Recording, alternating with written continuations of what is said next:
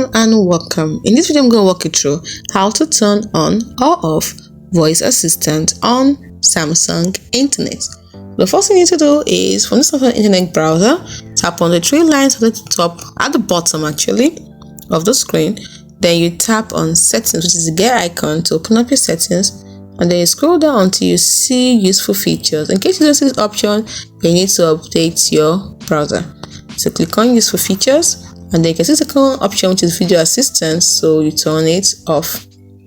You can see the video assistant. You will tap on it and not the toggle button. If you tap on this, to bring you here where you can see video assistant is for getting extra control for videos on websites. Buttons will appear near supported videos and you can move them around if they are in the way.